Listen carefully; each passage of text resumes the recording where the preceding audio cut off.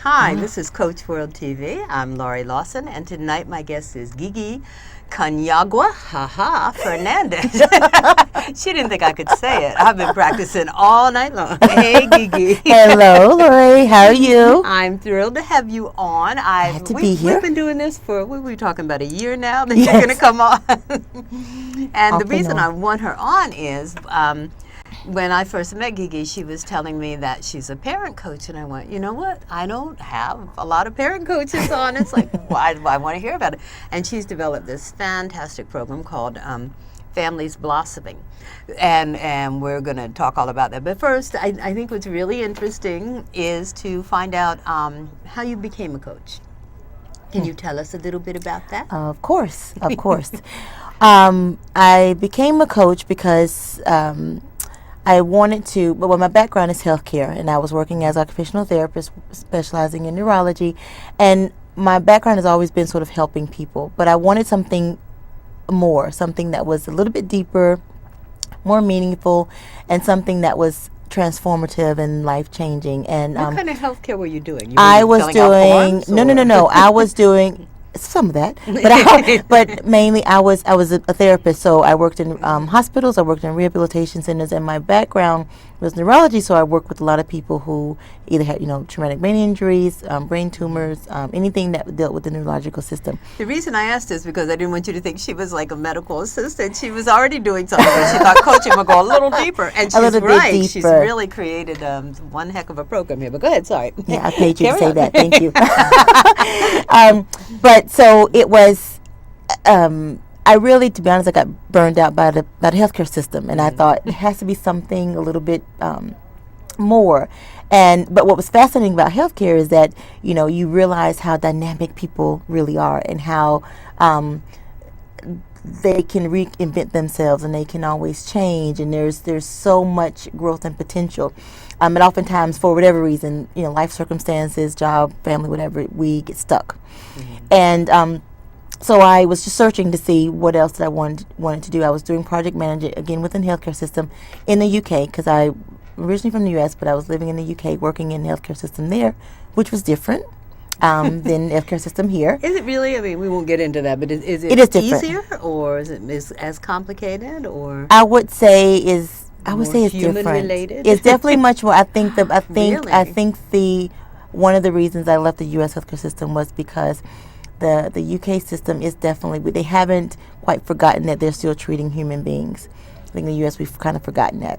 My favorite doctor said, I can't do this anymore. And he said, and he's off in New Mexico being a spiritual healer. And he's, I can't do the system anymore. So I understand. Exactly. So they're a little bit more compassionate. They're more compassionate. And their motto is, the National Health Service motto is healthcare at the free healthcare at the point of access. So nobody asks you for your insurance number, and those kind of things. But even with that, it still, I still wanted something that was really trying to help people to get the tools they needed for life, the tools for living. And like I was telling Laurie, life happens when you're making plans. So my plan was just to, retrain as a coach, and have my, coaching practice and be happy. Just kind of be a generalist, I think. But our son was born very early at 24 weeks, so life just completely turned, around and around again. And I very quickly felt very lost. And I'm a pretty, I think, proactive person, very much glass half full kind of person. But when that happened, you're with a child that's 645 grams, you're in the hospital, you are everyone's telling you what you should do or what you shouldn't do. You don't know if your child's going to live or not live, and you felt completely, utterly lost. And I retrained as a coach, and I thought I was going to be a journalist, and I realized very quickly through that experience, and even more so after he left the hospital. He was in the intensive care unit for about 5.5 months. Wow. And I realized that really that's when my journey was beginning, because I was home alone. I didn't have the nurses, the doctors, the monitors, or whatever. And I found out in speaking with other parents that really is the point where in some ways your support is is lessening, but it's when you actually need the most support. So I started specializing in helping what I call special parents or special kids. And it's parents of children who are born prematurely, children who are medically vulnerable, or children who have special needs. So I focus on supporting the parents so that they can start supporting not only themselves but also their families. So my son is the inspiration. Because of him, I'm doing what I'm doing now. Otherwise, I will be off in La La Land somewhere. Who knows? I don't know. Gosh, I just can't even imagine. The problems seem overwhelming. You're right. When you're in the hospital, you've got doctors and nurses and people who don't know nothing about anything telling you what to do. Yes, you have to weed all that out. But you know that somebody has your back. But when you're home, it's kind of like you're on call. Yes. You're the one. Yes. What is like the biggest challenge that you think parents of children with special needs have? Or I'm sure there's not just one. Yeah, there are a lot of things, but I think going from your point, you said about when you're in hospital, you have all the support, and I often call the support. I often call it pseudo parents, because you have the doctors and the nurses and the therapists, and every specialist telling you what you should be doing, what you should be thinking, what you should be looking for, what you should be feeling. That oftentimes parents lose themselves, and that's what I found. I found for myself that I was lost, and other people losing themselves, and you lose your voice and just the ability to trust yourself and believe yourself in that instinct.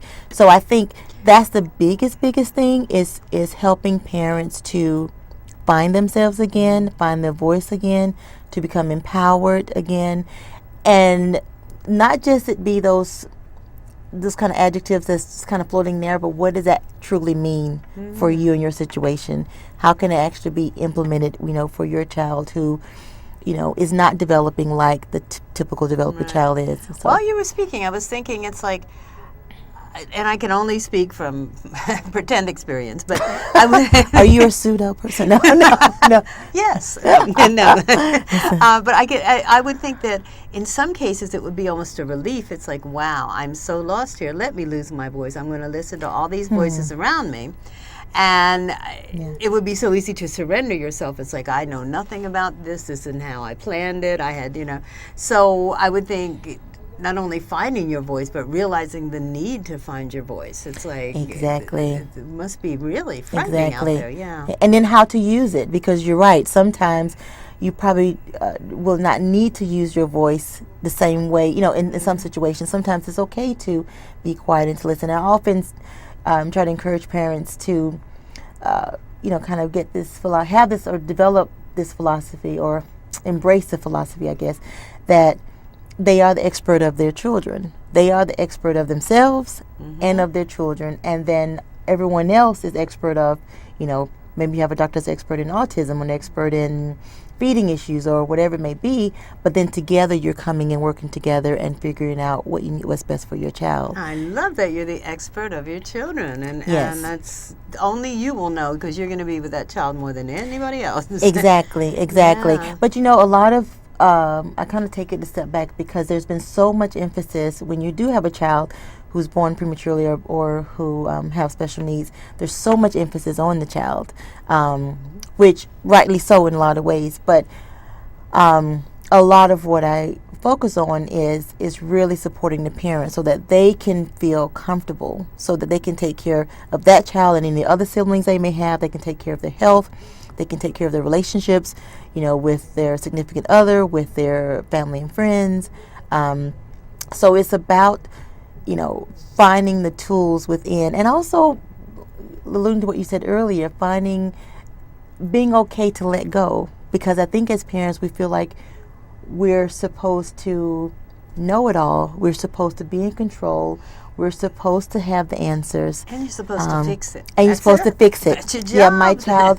and having a child that's unwell and chronically unwell, being able to say, I can't fix this. I need help. I need help. Yeah, and that's a hard one. And that's a really, really hard one. And it's not like saying I need help to learn this new computer process. It's like I need help to do what it seems like everyone seems to know instinctively, but nobody does. But nobody does. Right. Nobody does. And they appear to. They appear to. And it's a very surreal. Parenting in itself is it's a kettle of fish under circumstances. Yeah. But when you're tapping in ongoing surgeries, ongoing assessments, ongoing whatever it may be, then there's an extra, 2 and 3 and 4 and 5 different layers. Mm-hmm. And oftentimes there's a lot coming at you, and you don't know what to do. You're overwhelmed. A lot of parents deal with this kind of recurring theme of being anxious, feeling anger, and feeling guilt, and they just kind of those are the three feelings that keep churning, and it manifests itself in different ways, in different aspects of your of anger, your life. Anger, and guilt. Anger, anxiety, and guilt. Oh, okay. Anger, anxiety. All right. Yeah, angst, anxiety. They're the same. So where would the anger come from? What would some examples of them being angry? Of their child being born early, of their child being sick. Of not being able to fix it. Yeah. Of the situation, being angry at others around them not understanding, or they feeling like they're not understanding them. Being angry at the mothers and fathers who have to work outside the home, their employers not being understanding of their situation. They may have to take off more if their child has more surgeries. And oftentimes, and that's the thing, when something is chronic, it's very difficult to predict when is this going to end. There's not an end point.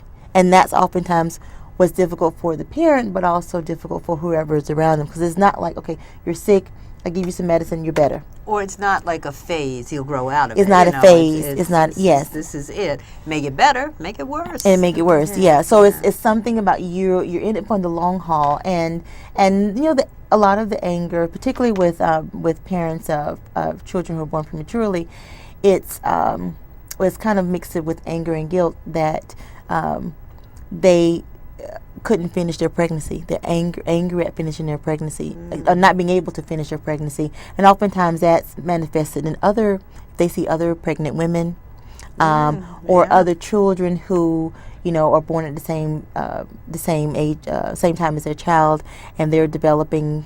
I say normally because normal is what is normal, but oftentimes there's a lot of comparing. If you have another child, that's born before or afterward, there's a lot of anger around. Well, also the siblings can exhibit anger because why is so and so getting more attention? And honey, we don't even want to talk about that. And not the spouse, exactly. But that's a lot of the anger also with spouse. Spouses dealing with. There's a very distinct difference between how mothers react to the situation and how fathers react to the situation. Oh, tell us the difference. We do there's a lot. Yes. Mothers, yes. And it's funny you say that because I thought I knew everything and I had all the answers until my husband told me that I probably didn't, but I didn't believe him. But there is this thing about I think the two distinct differences between. And this is a generalization because everyone's situation is different. But fathers often feel that they are invisible, the invisible parent, and the mothers often feel that they are the ones that they are not, that the ones that have all the answers, they know what to do, and those two kind of very distinct and kind of generalizations can oftentimes, or there are many times they're amplified or by others around. So if you go to the doctor, for example, the doctor speaks to the mother, not to the father. Sure, because she's the primary caregiver. Yeah. Although I have been working with fathers who are primary caregivers, but they're still. It's almost like they go in and they are they go to the doctor's office with the child and it's like, well, is the mother coming? Oh. Because it's an assumption. Yeah. But another key difference, because like you said, the mothers tend to be the primary caregivers, the fathers have to go back to work, and oftentimes they lose themselves in the work. And there's this anger that you're not here with me emotionally, because you don't know what's actually happening. The mothers feel like you're not here, and the fathers feel like I'm coping the best way I can. And one way I cope is to go and to work. Right. And I can, because at work things are controlled, or as much as we think they're controlled. Or he has a sense of control, sense of routine, sense of normalcy. Good analogy. At home, I'm not sure what's going to happen or what I'm going to come home to. And then on the mother's side, she lives in a world of total non-control. It's like, you can control when the shots are given or when the doctor's appointments are, but I think you're always kind of waiting for that other shoe to fall. That's where the anxiety comes in, I'm sure. Yeah. Yes. And I had a mother that told me that her child was born prematurely, and for many years she thought she was kind of relative. She went through the hospital experience relatively unscathed, and she was okay. But there was a sense of anxiety that maybe I'm missing something. Something's going to happen. Mm-hmm. And her child was much older. I think maybe 10 or 11 years old, and then she was diagnosed with Asperger's, and it was almost like, that's what's happening. And I guess the best way to describe the families that I work with is it's definitely a roller coaster ride, but a roller coaster never ends. So, and it's something about when we're working together is helping them for themselves, some kind of way slow it down. There may still be movement. There will be movement, hopefully, but it won't be just this. It won't be this jarring up and down. And if there is jarring, what can I do now? Or at least giving them the tools and support that they can have something that they can use when something does happen that jars them, so they don't actually feel so overwhelmed and lost, or they can actually, if they do feel it, they know how to deal with it, and they know how to embrace it, and they know how to say, sometimes it's okay to say, this isn't right. Yeah. And I feel like crap. I really don't. And I'm mad. And sometimes and that's why I'm saying finding your voice. Sometimes we feel like we have to be perfect, and that, we're supposed, even to ask questions of the professionals. I say you are the professional of of your child and yourself, but sometimes we don't want to ask questions because we think that we shouldn't. What do we know? What do we know? What do we know? They're the experts. They're the experts. So sometimes finding your voice is being able to say, having that raw emotion and being able to say, I'm fed up with this. I don't. And oftentimes that's where advocacy comes in. When people get angry about something. So it's the emotion is not bad in itself. Is how are we actually going to use it to help us move forward? How are we going to use the anxiety, knowing that we do get anxious? So what are some things we can do to kind of use that to help us become a little bit more confident? Let me ask you something, because I've spent more of my life than I'd like in survival mode, just really dealing with chaos. At what point do you... I have a workshop about that. Good. Let me know when it is. Turning calmness and chaos into calmness. Something like that. What's the name of it? I wrote something called The Comfort of Chaos. I'm used to it. It's cool. But at what point, when you're in the middle of survival mode, is it unrealistic to think that the parent's going to go, I need to have a hot fudge sundae, or I need to get my nails done? I mean, how do people find you? And how do they know they need you? Because I can see what a service you're providing, but how do they know you? When they, where am I? That is a good question. Let's give. We know where we are right now, but let's give her website, which is Families Blossoming. No trick spellings. .com. Yeah, www.familiesblossoming.com. They're going to find on there the workshops that you're talking about, and the programs, and the public speaking. But how are you letting people know you're out there besides things like this? A lot of word of mouth. A lot of people that I work with have been referred to me by either doctors or agencies or physicians who feel like they will benefit from it. And often I work with a lot of agencies that I go in and provide workshops to those agency organizations like the March of Dimes, like resources for children with special needs, like United Cerebral Palsy, going in and supporting the parents through providing workshops standard workshops I have, or workshops that are kind of bespoke services that are created for that particular audience. Okay. And so I have a monthly newsletter that I put out. It's a free monthly newsletter that people can go to my website and subscribe to. And it's really about, every month you will get tips and tools, just, when you're feeling frazzled, just like you're just at your wit's end. Sometimes they're funny, sometimes they're a little bit serious, sometimes it's a mixture of both. And it's very much about, having something that you, not feeling like you're not alone, but also having something that you can kind of go back and chew on, that month.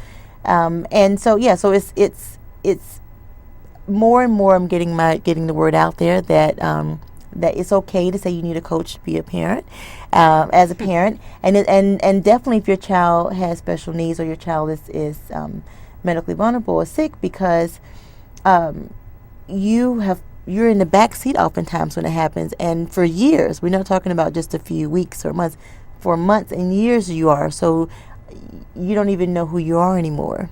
When you say you're in the back seat, you mean the your priority goes to the child. The priority goes to the child, and then not to yourself. So you've kind of lost yourself. And it's not to, beat yourself up and say, "Oh, I shouldn't have done this." But it's like, okay, well, that was the phase of my life. And you talked about chaos and survival mode. That's one of the main reasons that I work with parents after they've left the hospital, because when you're in the hospital and your child is, in the acute phase, you are in survival mode. Yeah. You can't think about, well, what should I be doing? How should I be what are we using having these for dinner coping? Tonight? Yes, and what kind of coping skills should I have? And you're really just trying to survive. It's but it's after you've left and you say, well, this is going to be ongoing. I'm going to need help, and knowing that it's okay to ask for help. And I think because I am a parent, which I don't think I said earlier, I don't know if I did or not, but my son was born prematurely at 24 weeks and spent many months in the hospital, but he's also legally blind because of his history and his condition. So I'm walking a very similar walk with the people that I'm working with. Yes. So I have a different perspective, and so they know that there's a certain knowingness. Is that a word? I don't know if that's a word or not. I've created it. It's a word. Yeah. A knowingness. My husband says I have a dash of geekiness. A certain knowingness. Well, some things they don't have to explain to me, right? Because I know it. Been there. I've been there. And so we can take that and make something, create something together. I salute your brilliantness, actually, because I think that is when the need is most. As soon as you're cut loose from the whole medical support team, it's like, oh my gosh, now what? Yes, and yes. There you are. Are there any more Gigis out there? Is anybody else doing this? I don't know of anyone. I don't know either. And that's actually so when I was first thinking about where can I really fit, and I had to think about something that was here, that was I'm really passionate about what I'm doing, really passionate about the parents, because I know oftentimes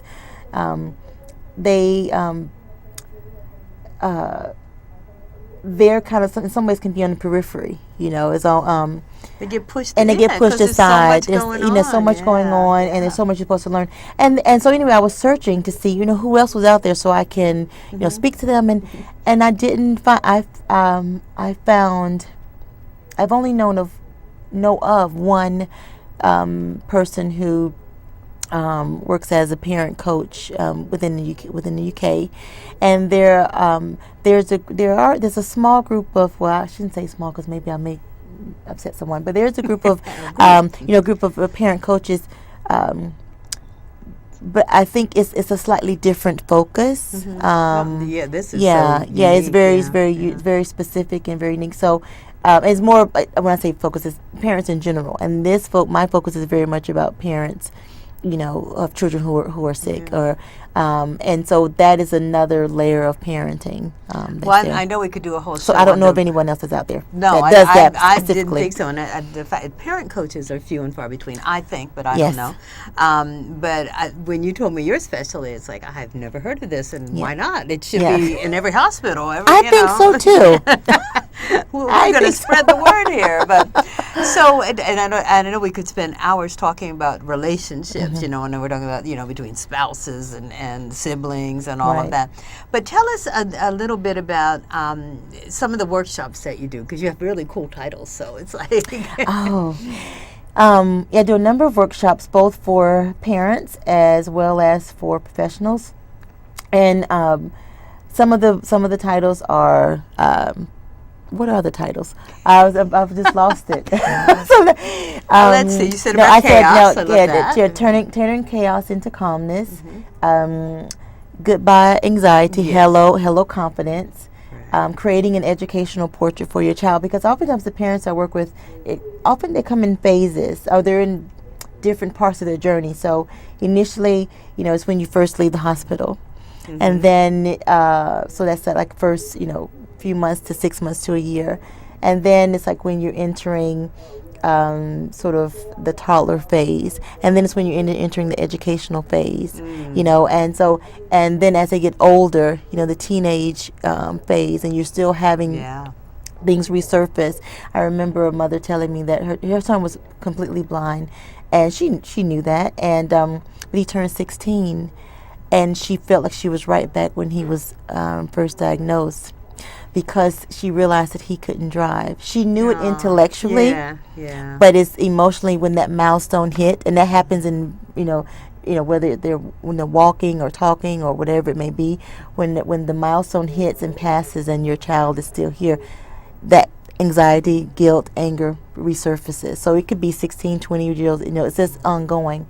Gigi told me something amazing, though. She told me that usually, and I think you told me this, the child is more resilient than we think. This is their life. They've adapted to it. We're the ones running around going, oh my God, what do I do wrong? How can I fix this? Exactly.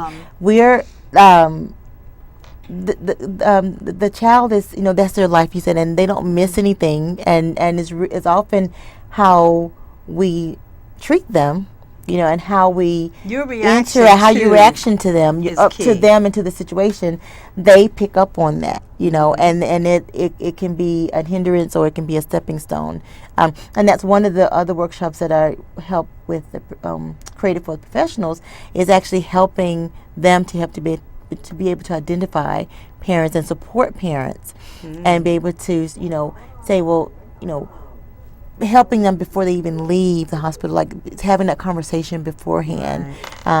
So it's really giving the parents the ability and freedom to say, it's okay, I need help.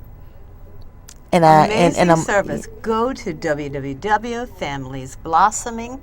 I can only thank you. I'm so glad I finally got you on. And this lady is just doing some amazing work that should be done all over the place. And let's help her do that. Spread the word. Seriously, if you know someone, this is your lady. Thank you, Gigi. Thank you so much for having me.